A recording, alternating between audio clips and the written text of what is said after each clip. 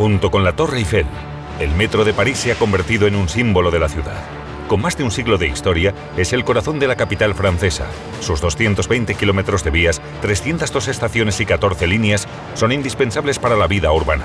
Transporta más de 5 millones de pasajeros al día y 2.000 millones al año. Pese a su continua modernización y tecnología de vanguardia, todavía conserva su aspecto inicial.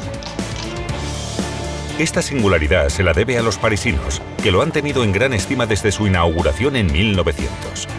Diseñada por ingenieros visionarios como Fulgence Bienvenu, el padre del metro, y construida en una época en la que todo era posible, esta megaestructura ha marcado la capital con sus imponentes viaductos que atraviesan el Sena. Pero ¿cómo se ha logrado tal hazaña? El viaducto de Austerlitz, con sus 140 metros de longitud, es una proeza de la ingeniería. La red siempre se ha beneficiado de las tecnologías más innovadoras, desde las primeras galerías de madera hasta los túneles sumergidos bajo el Sena y pasando por la congelación del subsuelo. Esta red de metro, ideada a finales del siglo XIX, ha revolucionado París y ha aumentado su funcionalidad. Los 400 convoyes actuales apenas guardan parecido con los vagones de madera originales. Cada vez son más rápidos, más seguros, más automatizados e interconectados. La apuesta tecnológica de la red ha permitido adaptar sus líneas históricas a la edad moderna. La línea 1 es la más concurrida, transporta hasta 750.000 pasajeros al día. La red continúa creciendo a día de hoy, pero las técnicas de construcción ya no son las mismas. El metro de París se expande gracias a los métodos más innovadores, como por ejemplo estas gigantescas tuneladoras capaces de excavar a más de 30 metros de profundidad. Dentro de unos años tendremos un tren automatizado circulando cada 85 segundos en la hora punta de la mañana. La ampliación de las líneas llevará al metro más allá de los límites de la capital, conectando con la nueva red Grand Paris Express de 200 kilómetros. Pero ¿cómo abordará el futuro y los nuevos problemas urbanos? Después de 120 años de existencia, el metro parisino entra de lleno en el siglo XXI. A continuación descubriremos qué secretos esconde el metro de París.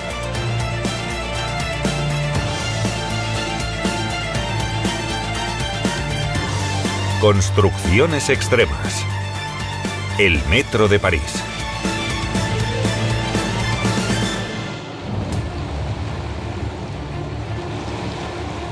Nos encontramos en Saint-Ouen, en las obras de ampliación de la línea 14, una construcción titánica de casi 1.500 millones de euros situada en el corazón de la ciudad.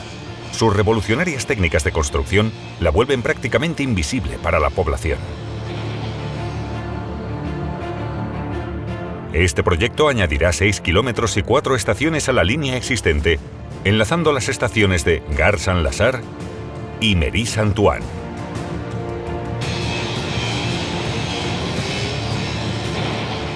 A 25 metros bajo el nivel del suelo, la tuneladora Solène trabaja a toda máquina. Hasta la fecha, ha excavado 400 metros. Su objetivo es crear un nuevo tramo hasta la estación de Méry de Saint-Ouen. Nos encontramos en el pozo de ataque para el túnel de la línea 14, a unos 30 metros de profundidad. Los metros modernos normalmente se excavan con tuneladoras, lo que nos permite alcanzar mayores profundidades que a principios del siglo XX, cuando se excavaba bajo los bulevares. De esta manera, se reducen las vibraciones en los edificios y se minimiza el impacto de las obras en la superficie. Gracias a las tuneladoras modernas como esta de Saint-Ouen, desarrollada por una empresa francesa, las obras se han acelerado y las máquinas han acabado sustituyendo al hombre. Una tuneladora es una máquina que excava túneles. No solo perfora el terreno, sino que también lo evacua mecánicamente. Después de excavarlo, monta las paredes del túnel final. Es como una gran fábrica que avanza bajo tierra, como un gusano de hierro. La tuneladora mide 100 metros de largo por 9 de diámetro y es capaz de ejercer 7.000 toneladas de empuje contra el muro, devorándolo a medida que avanza. Completamente automatizada, la tuneladora Solène puede excavar y construir un túnel al mismo tiempo. En la parte delantera se encuentra el cabezal de corte, que perfora la roca como un taladrado gracias a sus dientes. El cabezal de corte devora la tierra y los escombros son evacuados hacia el exterior mediante un tornillo de Arquímedes, un gigantesco alimentador sin fin. Una cinta transportadora conduce los escombros saturados con agua hasta el exterior de la obra. Allí se almacenan en un depósito y se evacúan por camión. Al mismo tiempo que la tierra se extrae, las dovelas que formarán las paredes del túnel se hacen descender por el pozo de ataque. Estas deberán introducirse en la tuneladora continuamente. Cuando ya se ha excavado lo suficiente, se instala una sección del túnel. Una sección hecha de piedra, como el arco de una catedral. Poco a poco se va montando el túnel y cuando la sección está terminada, se retoma la excavación. Siguiendo el avance de la tuneladora, un brazo mecánico coloca las dovelas una a una y con suma precisión. Una vez ensambladas, formarán la estructura del túnel. Los romanos ya utilizaban dovelas de piedra para construir sus arcos. Como un puzzle gigante, estas piezas de hormigón prefabricado de 6,5 toneladas se encajan hasta formar paredes herméticas. En esta extensión de la línea 14, se necesitarán 7 para poder formar el anillo del túnel. La máquina avanza por esta zona de aquí. La parte de la máquina que hay a mi izquierda, con el cabezal de corte, se apoya en la sección acabada del túnel gracias a la fuerza de estos gatos, que se estirarán hasta poder colocar un nuevo anillo de dovelas.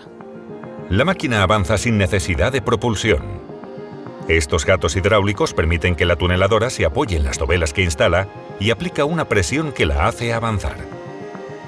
La tuneladora de Saint-Ouen avanza 200 metros al mes hacia su objetivo final, situado a más de 5 kilómetros de distancia. La velocidad debe adaptarse en función de una serie de parámetros, como por ejemplo el tipo de tierra y el diámetro de perforación. De no tenerlos en cuenta, el cabezal podría quedar atascado al igual que un taladro. Es como una broca. Si empiezas a perforar sin haberla lubricado previamente y tocas metal, te arriesgas a dañar el taladro o a atascarlo, lo que es peor. Y con el hormigón ocurre exactamente lo mismo. Podría decirse que la tuneladora también corre peligro de atascarse si avanza demasiado rápido. Atrás quedaron los tiempos de los ómnibus que inundaban las calles y la exposición mundial que vio nacer el metro de París.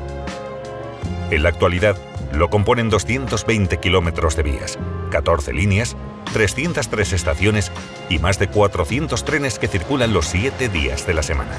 Para conocer sus orígenes hay que remontarse siglo y medio atrás. A finales del siglo XIX el transporte en París es catastrófico. Lo controlan 2 compañías, la Compañía General de Ómnibus y la Compañía de las Golondrinas. Las golondrinas son unos pequeños barcos a vapor que transportan cerca de 40 millones de personas al año. Por otro lado, los ómnibus desbordan las calles con 200.000 caballos y realizan unos 260 millones de viajes al año. Pero los 260 millones de viajes pronto se quedarán cortos. París absorbe sus suburbios a un ritmo alarmante. En 1860 la población de la capital alcanza 1.500.000 personas. La ciudad está completamente saturada y necesita descongestionarse. Mientras tanto, Londres ya cuenta con su propio ferrocarril a vapor subterráneo. La carrera está servida. En 1824 se plantearon algunos proyectos bastante fantasiosos. Luego llegaron una serie de proyectos de ferrocarril a vapor, sobre la superficie, bajo tierra, entre los edificios, sobre los mismos, y todos ellos se propusieron a la ciudad de París, al Estado y al Parlamento. Al final, no se tomó ninguna decisión, puesto que eran incapaces de traducir todas esas ideas en un sistema unitario. Los proyectos de ferrocarril a vapor se descartan debido a las emisiones de humo. La inventiva de las propuestas para el transporte parisino, tanto de visionarios como de apasionados, no conoce límites. Vías aéreas colgadas de globos gigantes. Un puente suspendido entre 2 torres Eiffel. Un ferrocarril aéreo por encima de la ciudad. Nada es imposible. La obra de Julio Verne parece haber inspirado muchos de los proyectos, como el concebido por un tal Monsieur Olivier, que en 1878 propone un tranvía aéreo. Su idea es sobrevolar los edificios para facilitar el tráfico.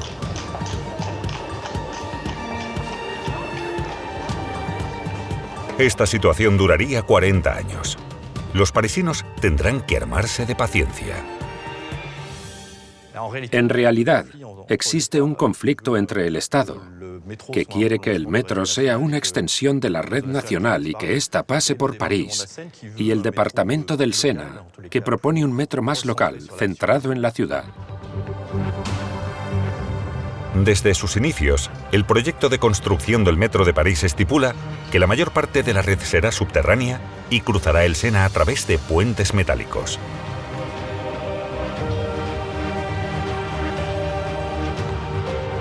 En cuanto a los trenes, serán impulsados eléctricamente y no deberán exceder los 2,4 metros de gálibo, al igual que los trenes normales. El Ayuntamiento de París se oponía rotundamente a crear una red ferroviaria que conectara las principales estaciones de tren, por temor a que la población tomara estos trenes y abandonara la ciudad, lo que resultaría en una gran pérdida de habitantes. Esta idea, que hoy en día parece bastante absurda, prevaleció en su momento e impidió la construcción de un ferrocarril subterráneo en París, aunque al mismo tiempo sugirió que era necesario. En 1896 el Estado cede y la ciudad adquiere los permisos para iniciar las obras. Varios eventos importantes, como la Exposición Universal de 1900, acabarán por convencer a todas las partes. En París se pone a prueba un ingenioso medio de transporte llamado la Calle del Futuro. Se trata de una plataforma móvil de más de 3 kilómetros de largo que recorre el Sena en bucle entre el Campo de Marte y la Explanada de los Inválidos. Causa furor entre los parisinos. Por otra parte, nace un innovador proyecto de metro basado en un invento que está a punto de cambiar la sociedad. En 1880 se produce una revolución, la llegada de la electricidad. De repente descubren que es posible producir un medio de transporte basado en la electricidad. Y Jean-Baptiste Berlier inventa un sistema asombroso, un tranvía tubular subterráneo con tracción eléctrica. Berlier está tan seguro de haber dado con el clavo que escribe las siguientes palabras: aunque muera, sé que mi proyecto se hará realidad. Los tranvías han existido desde la década de 1860. Al principio eran tranvías tirados por caballos, luego a vapor y finalmente eléctricos. El visionario Berlier imagina un tranvía subterráneo con un riel central que proporciona la electricidad necesaria. En 1896, Fulgence Bienvenu, un ingeniero parisino, asume la dirección del proyecto. Pasará a la posteridad como el padre del metro. Incluso una estación lleva hoy su nombre: Montparnasse Bienvenu. Fulgence Bienvenu había estado trabajando en los sistemas de alcantarillado y en la red de suministro de aguas de la ciudad. De hecho, los túneles del metro se asemejaban bastante a los del alcantarillado. Esto lo convertía en el candidato ideal para llevar a cabo el proyecto. Fulgence Bienvenu es el maestro del subsuelo, pero el metro de París también cuenta con estructuras espectaculares, proezas tecnológicas increíbles para la época y auténticas obras de arte.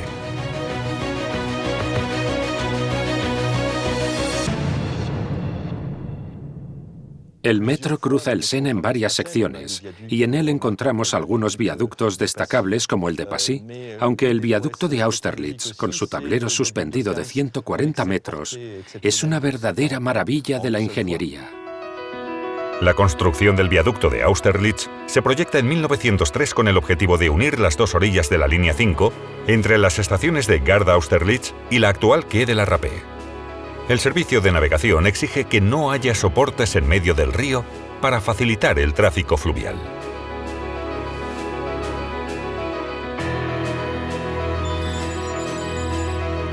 Situado a 11,3 metros sobre el nivel del Sena, el viaducto de Austerlitz está hecho de acero.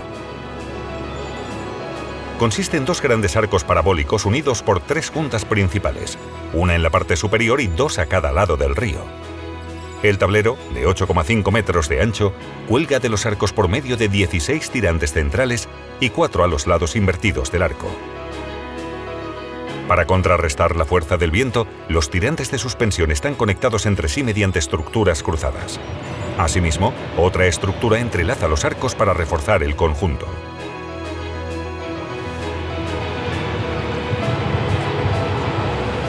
El proyecto seleccionado esboza un viaducto de 140 metros de longitud, superando así los 107,5 del puente Alejandro III, el más largo de París hasta la fecha.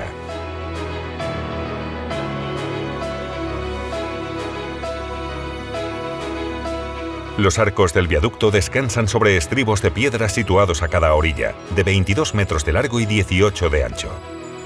Cada uno de estos bloques está coronado por 2 torres de 15 metros de altura que enmarcan el tablero del puente. Una estructura avanzada a su tiempo. Las obras terminan en julio de 1906 y la línea 5, que une la Gare de l'Est con la Gare d'Austerlitz, entra en servicio.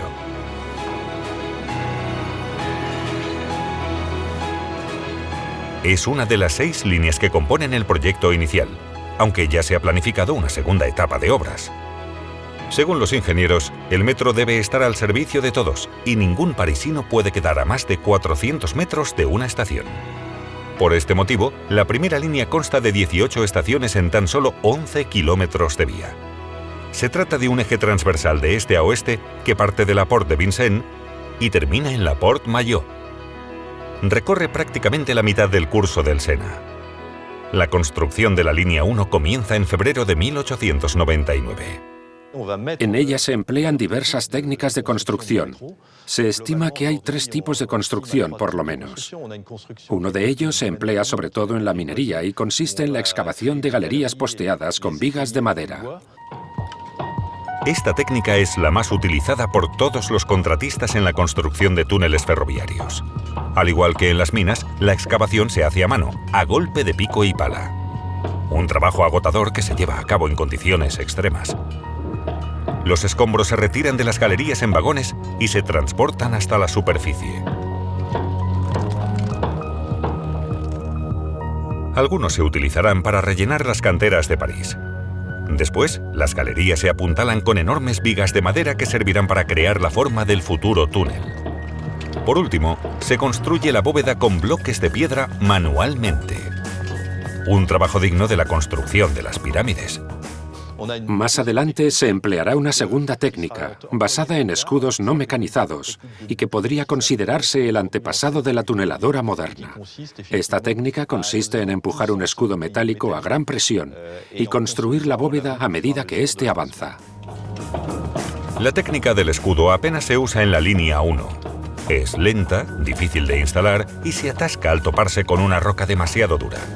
En esta época, a veces es necesario excavar a mano para que el escudo avance en terrenos anegados. Luego, las dovelas se colocan una a una hasta crear el anillo del túnel. Están hechas de hierro fundido y se instalan mediante un sistema manual. Una vez pavimentadas, el túnel adquiere su forma definitiva. La técnica del escudo es el antepasado de la tuneladora moderna, pero esta técnica aún tarda décadas en desarrollarse.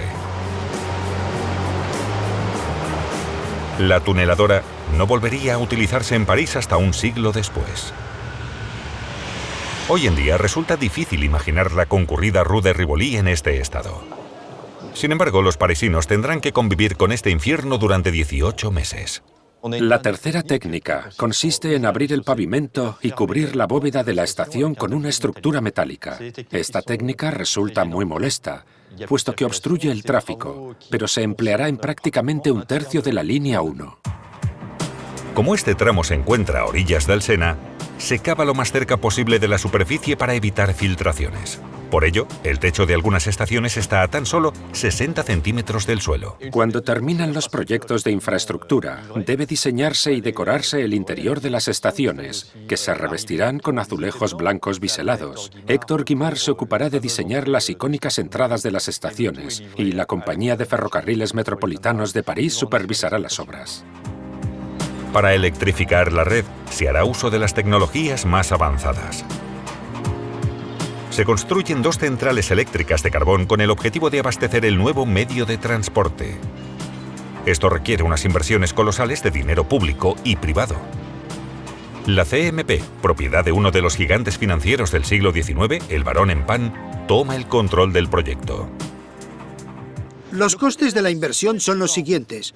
La infraestructura realizada por la ciudad de París equivaldría a 600 millones de euros, mientras que la superestructura financiada por el barón Empain representa algo más de 1.000 millones, teniendo en cuenta el coste de las fábricas, los trenes, la decoración de las estaciones y el equipamiento ferroviario. Las obras de la línea 1 serían inconcebibles a día de hoy. Se completaron en menos de 18 meses. Había la necesidad imperiosa de cumplir con la Exposición Universal de 1900. No obstante, el metro se inauguró 3 meses más tarde. La Exposición Universal comenzó en abril de 1900, pero el metro no se estrenó hasta el 19 de julio. Mientras el metro se inaugura plácidamente en verano de 1900, la incertidumbre se apodera de aquellos que apostaron por este sistema innovador. ¿Estarán dispuestos los parisinos a bajar al subsuelo?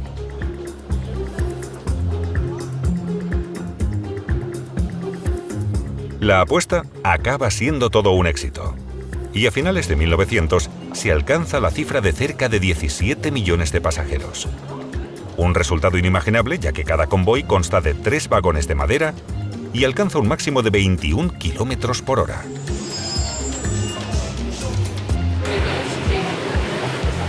Dista mucho de su rendimiento actual, con 400 trenes de 90 metros de longitud y un sistema cada vez más automatizado que transporta 1.400 millones de pasajeros al año, más de 4 millones al día.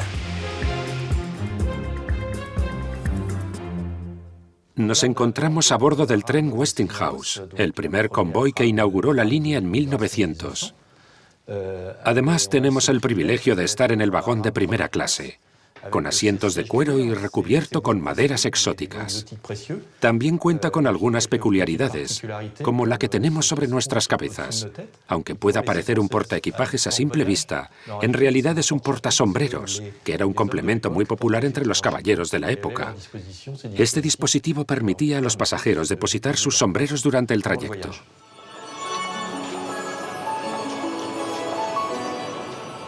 «120 años después, las cosas han cambiado considerablemente, empezando por la línea 1, la línea que ha experimentado toda la evolución del metro parisino. Cada vez más interconectado, más cómodo, más automatizado y más seguro.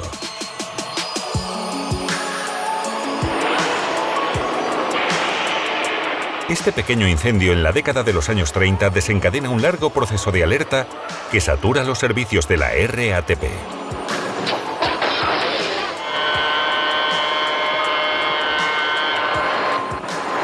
Tenemos una alerta entre la Mont-Piquet y Madeleine.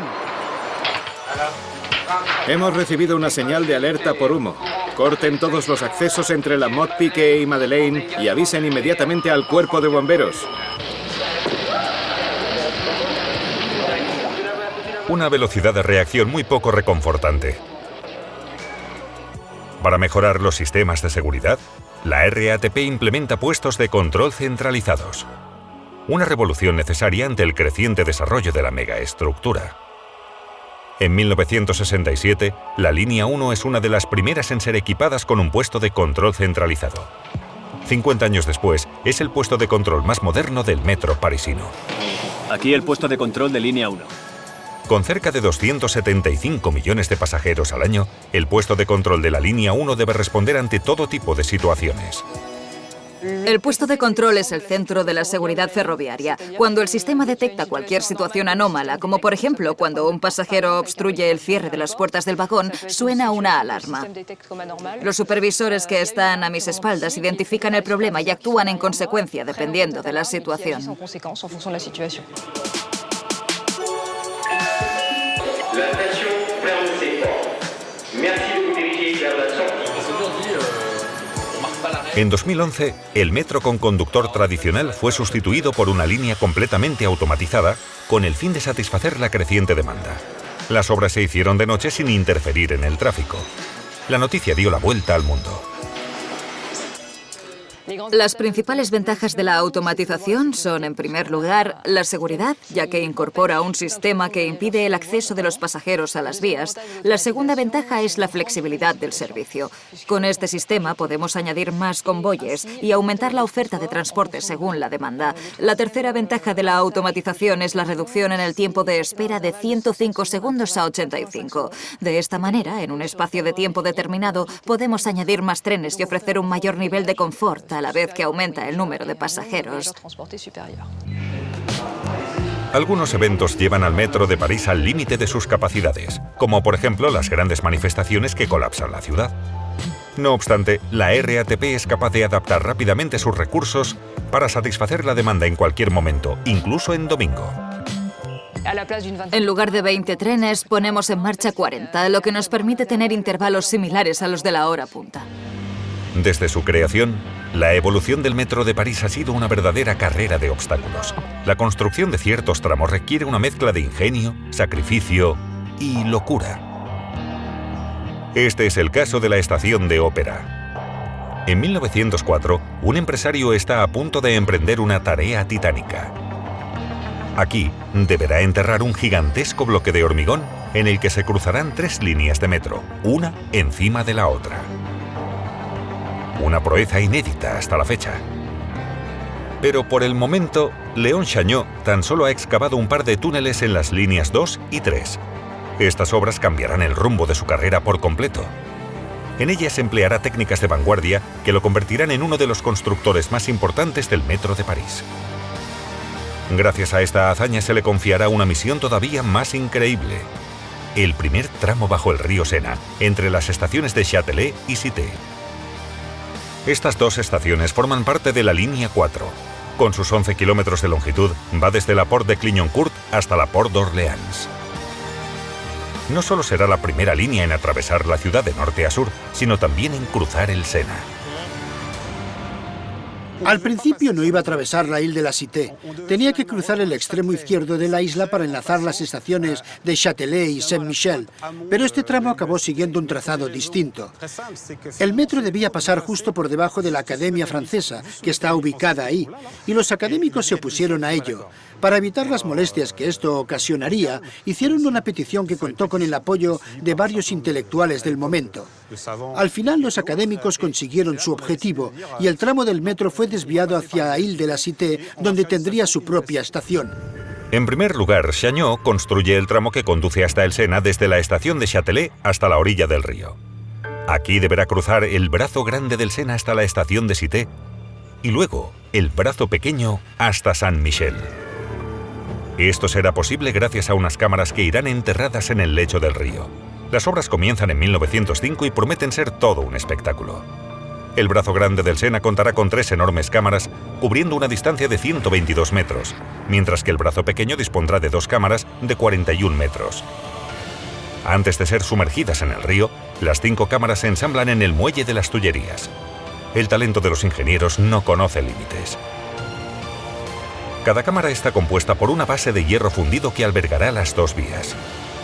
La estructura está rodeada por una pared metálica de doble capa. La cámara descansa sobre una base en forma de cuchilla de 1,8 metros de altura. Entre estas 2 paredes hay un espacio vacío que servirá de cabina de trabajo para los constructores.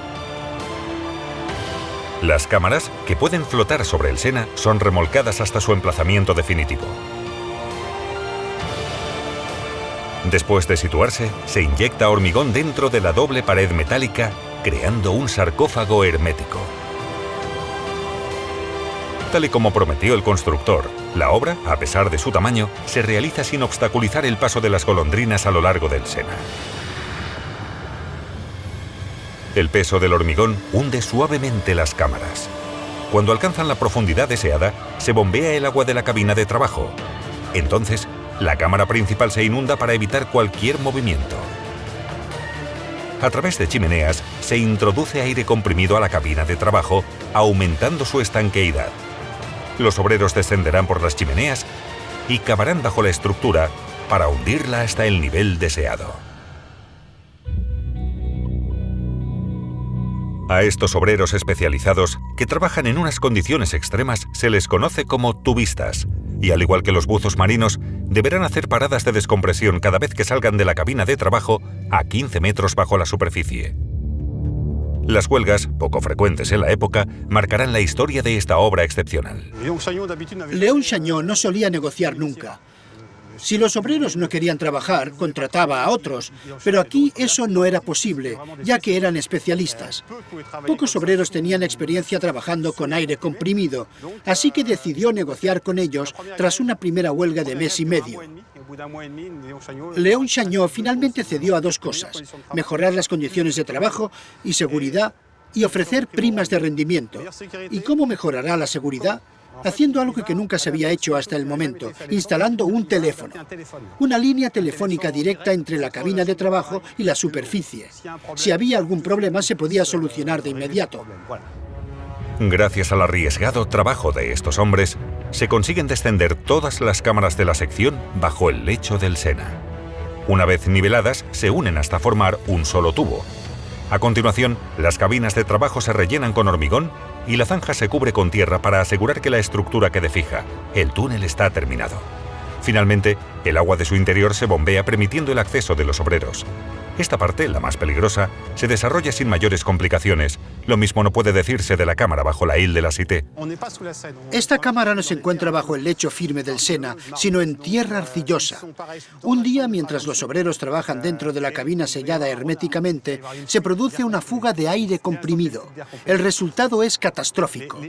Varios de los obreros son succionados hacia el exterior de la cabina y los demás tienen el tiempo justo para tapar el agujero antes de correr la misma suerte.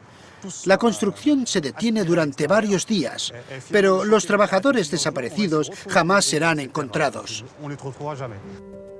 La presión en la cabina es tan alta que los obreros son aspirados hacia el exterior, como cuando la compuerta de un avión se abre en pleno vuelo. Las estaciones de Cité y Saint-Michel, situadas en tierra firme, también deberán ser enterradas. Una vez más se empleará la técnica del hundimiento. Los obreros tendrán que descender a la cabina de trabajo para extraer toneladas de tierra fangosa a golpe de pala. Un trabajo colosal, como muestran las imágenes de estos enormes cascos de acero desapareciendo gradualmente en la tierra. No obstante, la obra todavía está lejos de terminarse y un nuevo reto se presenta ante Léon Chagnot. Deberán pasar por debajo de la línea de ferrocarril que conecta Austerlitz con Orsay sin que se derrumbe. Al llegar al Sena, el suelo se vuelve margoso y arcilloso. Así que hay que encontrar una solución para asegurarse de que el suelo no se derrumbe mientras excavan. Una solución es reforzarlo con madera, pero debido a su dificultad, deciden congelar los 80 metros de tierra de este tramo tan complejo. La técnica de congelación permite realizar trabajos en seco en zonas anegadas, aumentando la estabilidad del terreno. Para ello, se construyen 2 plantas de refrigeración a lo largo del Sena. Desde allí, unas tuberías distribuyen agua salada enfriada a 24 grados. La galería debe pasar por debajo de la línea de ferrocarril que une Austerlitz con Orsay. Para que las obras del túnel no comprometan las vías, el suelo se congelará insertando 24 tuberías de refrigeración a 14 metros de profundidad. Se congelarán más de 2.000 metros cúbicos, una cantidad de tierra descomunal. La técnica es tan costosa y difícil de implementar que tan solo se congelan 14 metros. Después de 40 días, la tierra ya está lo suficientemente congelada. Este método resulta tan efectivo que los constructores a duras penas pueden excavar la roca. La obra está rebasando los límites de lo posible. Además, los trabajos solo pueden realizarse de noche, cuando los trenes no circulan.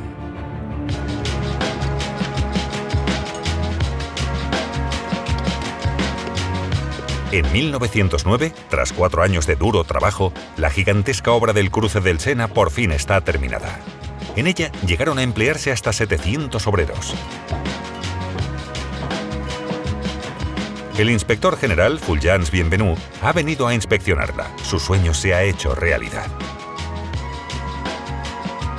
2 años más tarde, se instalan ascensores para dar acceso a las estaciones de Cité y Saint-Michel, situadas muy por debajo de la superficie del Sena.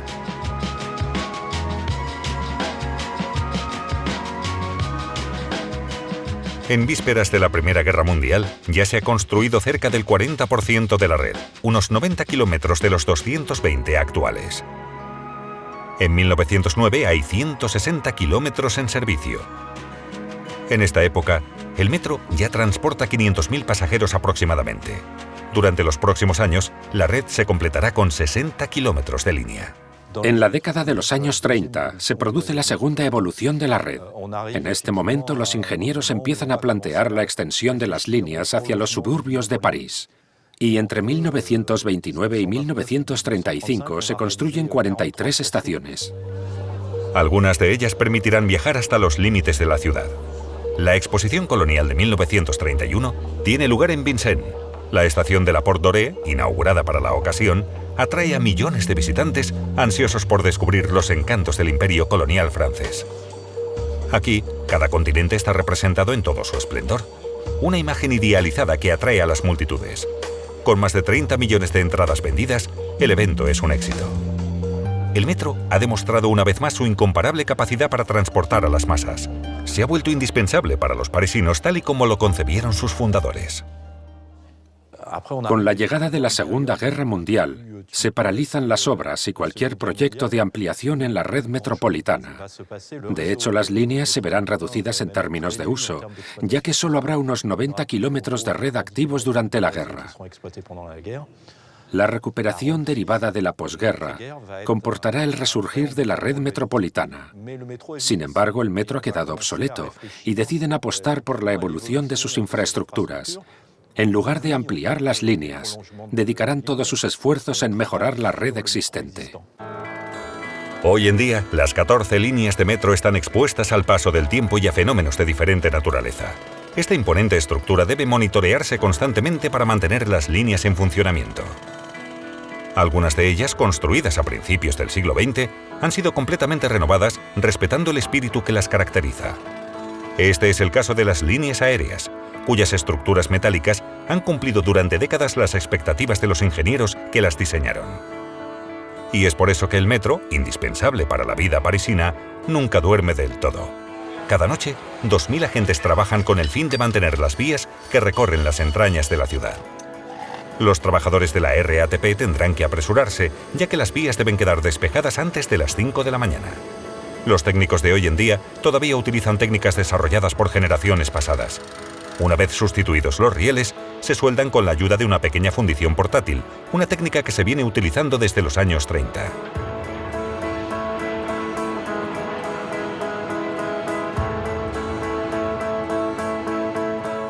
Los 400 convoyes de la RATP recorren decenas de miles de kilómetros cada año, lo cual exige un mantenimiento titánico. Atención, el tren 46 ingresará por la vía 5. Pista despejada, Nico. Adelante.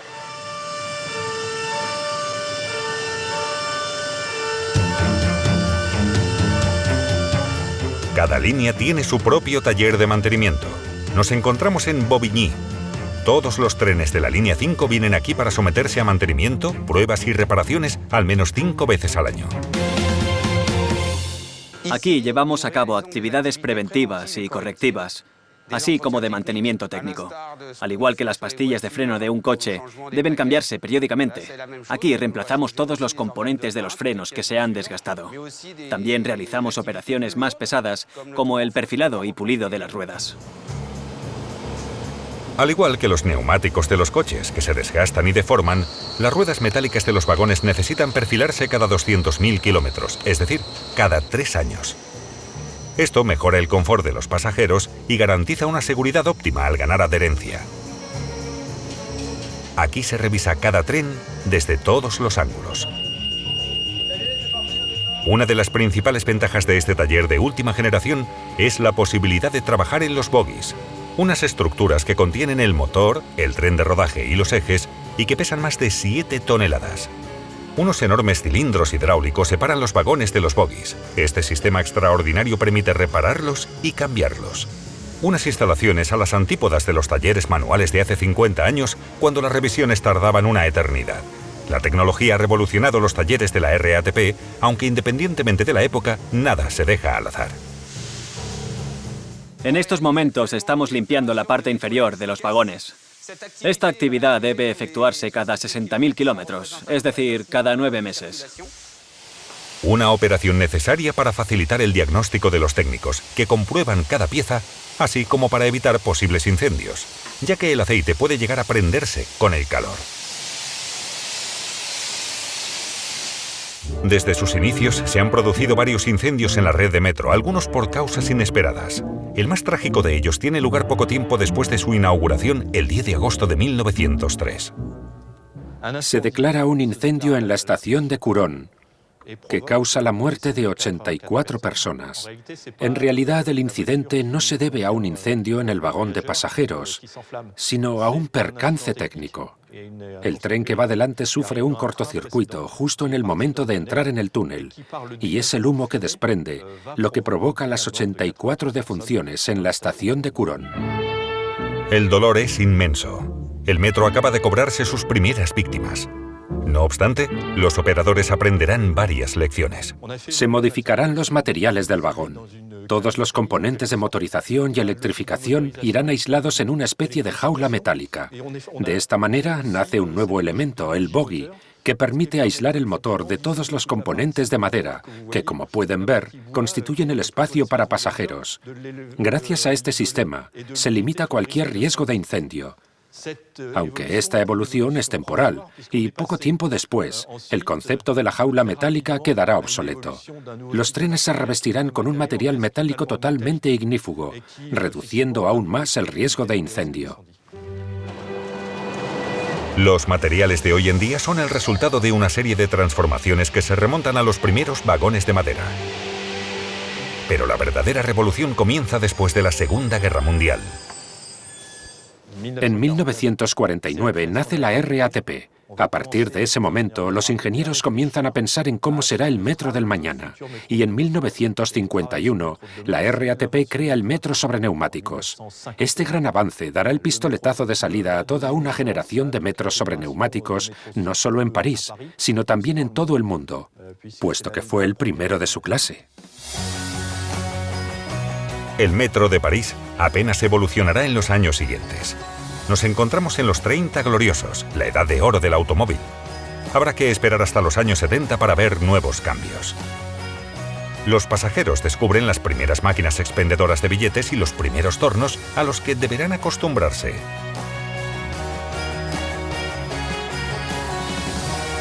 En 1973, el último picabilletes anuncia su jubilación. La RATP crea la tarjeta naranja en 1975. Cambiará la vida de miles de parisinos. La ciudadanía se apropia del metro y sus pasillos se llenan de vida.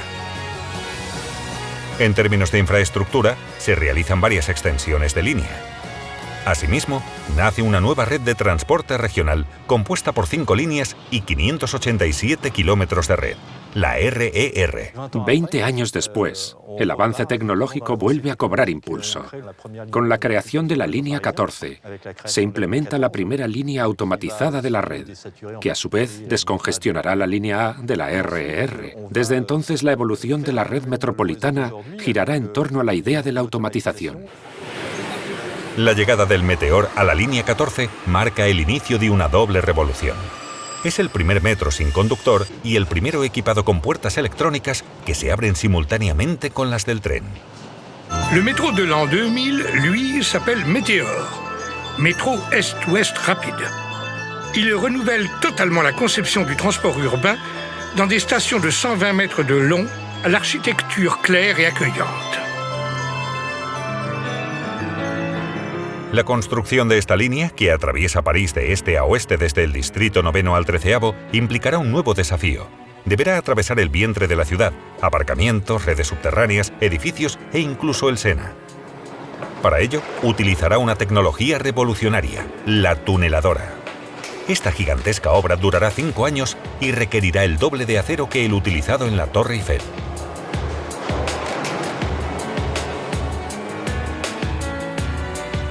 La línea 14 es la séptima en cruzar el Sena, en el tramo que une las estaciones de Cours Saint-Emilion y Bibliothèque François Mitterrand.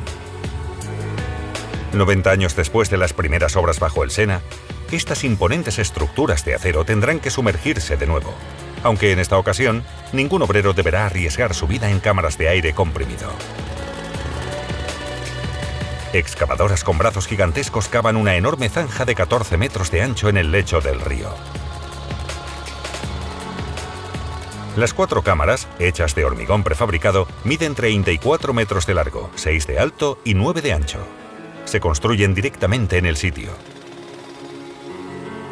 Bajo una estricta vigilancia se sumergen y se transportan hasta su ubicación definitiva. Las cámaras, alineadas con la zanja, desaparecen en el Sena hasta alcanzar su emplazamiento final. Después se recubren con tierra. Ya ensambladas, formarán un nuevo paisaje bajo el Sena.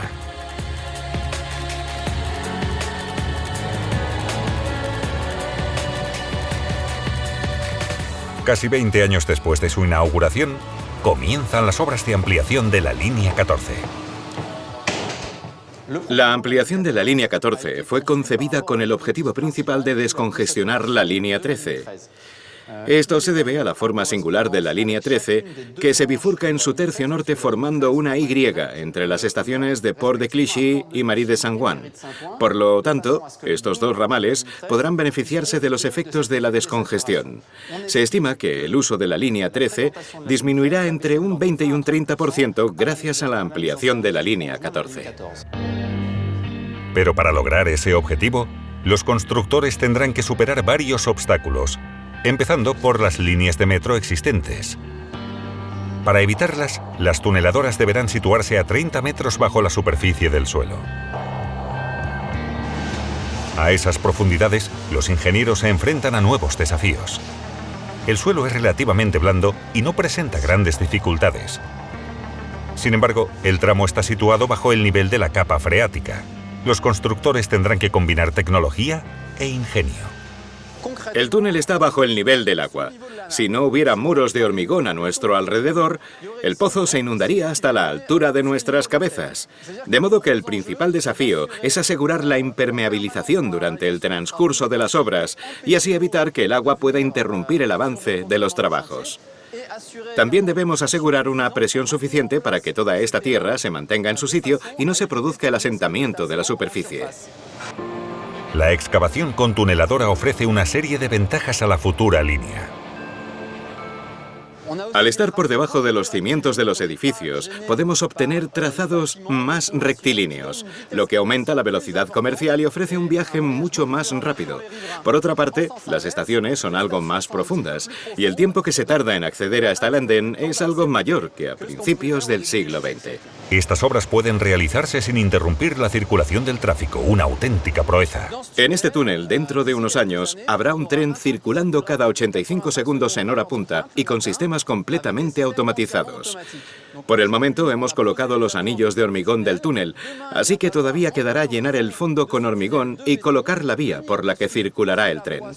Por último, se instalará todo tipo de sistemas que garanticen la seguridad de los pasajeros, el funcionamiento automático de los trenes y la posibilidad de que los viajeros puedan comunicarse con el puesto de mando centralizado durante el trayecto. En otras palabras, toda la inteligencia del sistema automático. La ampliación de la línea 14 abrirá sus puertas en 2019. Aunque ya se han proyectado más extensiones, como una estación suplementaria en Saint-Denis-Pleyel y una prolongación de unos 15 kilómetros hacia el sur, hasta el aeropuerto de Orly. Todas estas estaciones formarán parte del Gran Paris Express. La nueva red metropolitana tiene como objetivo multiplicar las conexiones dentro de la infraestructura existente, como es el caso del 75% de las nuevas estaciones. Todo un logro teniendo en cuenta la importancia del proyecto. El Gran Paris Express será una nueva red de transporte de 200 kilómetros de longitud, tan extensa como la red de metro actual. Sus 4 líneas contarán con 68 estaciones y estarán completamente automatizadas, alcanzando los 120 kilómetros por hora. Una red circular que unirá los principales suburbios de París con el objetivo de descongestionar la red existente. Los parisinos no podían esperar más. La megaestructura necesitaba un cambio urgente que garantizase su futuro. Con la red del Gran París se podrá viajar de un barrio a otro sin tener que pasar por el centro de la ciudad, aligerando la carga del transporte diario, sobre todo en las líneas A y B. Hoy en día, por ejemplo, se tarda 1 hora en ir de la Défense hasta Roissy. Con esta nueva red, el trayecto se reduce a 35. Es un ahorro de 25 minutos. Una red circular que rodeará París y ahorrará tiempo. 13 arquitectos han diseñado las 16 estaciones de la línea 15 Sur que unirá los dos extremos de París sin atravesar la capital. Su intención no es ocultarlas, sino convertirlas en auténticos espacios urbanos que dejarán su huella en el corazón de la ciudad.